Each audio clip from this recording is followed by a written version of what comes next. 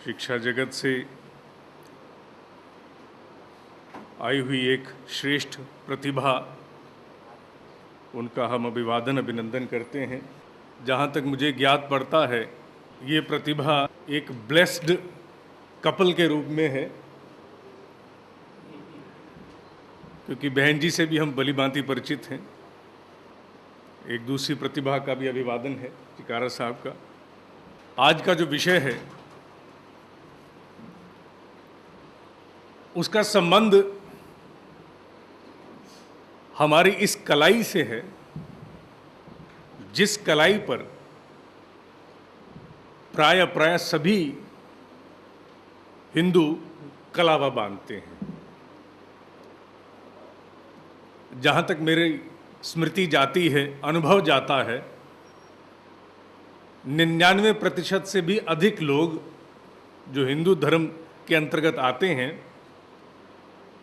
बल्कि अन्य धर्मों के भी बहुत से लोग कलावा वहन करते हैं, वर्ण करते हैं, धारण करते हैं।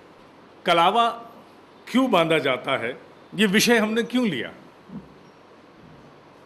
ये विषय इसलिए लिया क्योंकि सृजन के अंतर्गत हमारा एक बहुत गहरा मंतव्य रहता है, अध्यात्म के ऐसे सनातन सूत्र ढूंढते रहना जो मनुष्य की उत्पादक क्षमता में, प्रोडक्टिविटी में बढ़ोतरी कर सके, विकास ला सके। क्योंकि एक विषय और है जो बड़ा महत्वपूर्ण हम लोग समाज में समय समय पर अवतरित करते हैं, जिसे हम लोग contribution of Indian ethos to management, प्रबंधन की विधा को अध्यात्म के सूत्रों का योगदान। कलावा बांधते समय पंडित जी 3 बार कलावा घुमाते हैं। कलावा अक्सर हम लोग किसी न किसी त्योहार, पर्व या किसी कोई इस प्रकार का कर्मकांड हो रहा हो तो वहां बांधते हैं। पंडित जी कलावा बांधते हैं, कुछ मंत्र बोलते हैं, बात आगे बढ़ जाती है। कई मंत्र प्रयोग होते हैं, लेकिन जो सबसे महत्वपूर्ण मंत्र कलावा बांधने के लिए प्रयोग में आता है, मैं चाहूंगा उसकी प्रतियां सबको बांट दी जाए। बांट दी हैं। 2 पंक्ति का मंत्र है और इसके पीछे इतना बड़ा रहस्य छुपा हुआ है।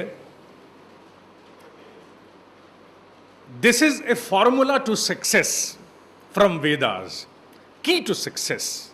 यजुर्वेद का छोटा सा मंत्र है। ओम व्रतेन दीक्षाम आपनोति, दीक्षाम आपनोति दक्षिणाम, दक्षिणा श्रद्धाम आपनोति, श्रद्धया सत्यम आप्यते। मंत्र छोटा सा है, हालांकि मैं संस्कृत का ज्ञान नहीं रखता, फिर भी ज्ञानी जनों से कुछ न कुछ सूत्र मिलते रहते हैं।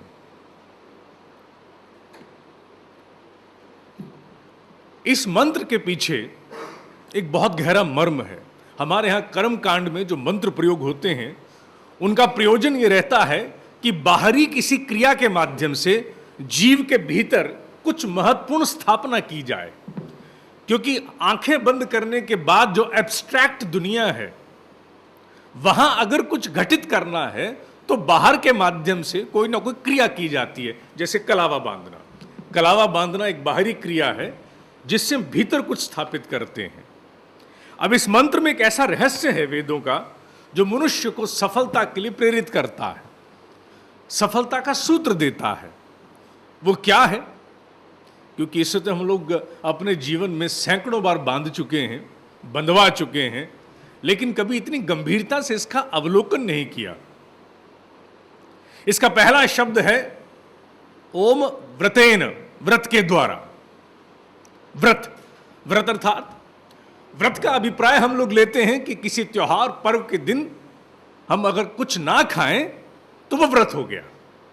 वैसे तो व्रत के दिन खा खा कर भी बहुत कुछ हम लोग बिगाड़ देते हैं, लेकिन अभिप्राय मूलतः यही रहता है कि किसी व्रत के दिन कुछ ना खाया जाए, उसे ही व्रत कहते हैं। जबकि इसका वास्तविक मर्म है संकल्प लेना।